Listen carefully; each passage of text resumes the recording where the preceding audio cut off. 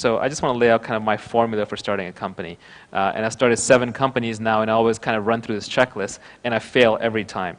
And the most important thing is there are no formulas, right? At the end of the day, you have to do what you love, and you have to do it even though people tell you it'll never work.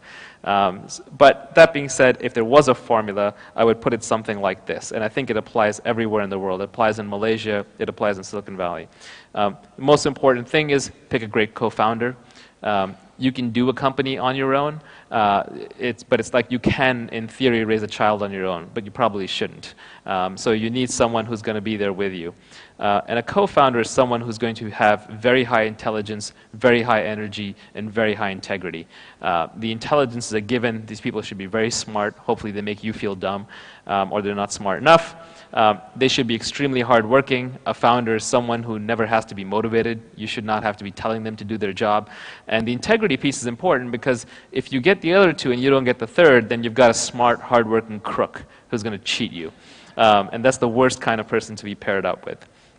You need to pick a very large market, and I think that is an advantage that you have on the doorstep to Asia that the rest of us do not in Silicon Valley. The markets here are much, much larger, and they're growing much, much faster.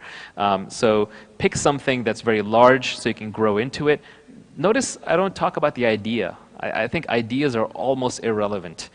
There are lots and lots of smart people who sit around and have ideas all day long. Ideas are worthless. I can give you 1,000 good ideas after this meeting. Come up and ask me. But the more important thing is that you pick a large space that you're knowledgeable and passionate about, and then you will figure out what the right thing to do within that space is. Do not go around telling people, I have a great idea, now give me money. That never works. It's rather you should say, this is a space where there's a huge market. I'm really knowledgeable and passionate about it. Here are the kinds of things that I could do. Here's the great person that I have doing it with me. And here's the minimum viable product that we have built that will show that we can test in the marketplace.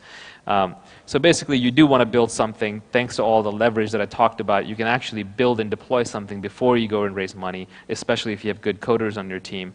You can iterate it to the point where you get what Andreessen calls product market fit, where your product matches up to what the market needs.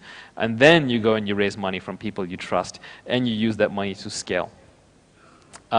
So that's basically it, here to talk about the revolution that happened in Silicon Valley and I think how it's rolling on to the rest of the world. And I think it's an inspirational message.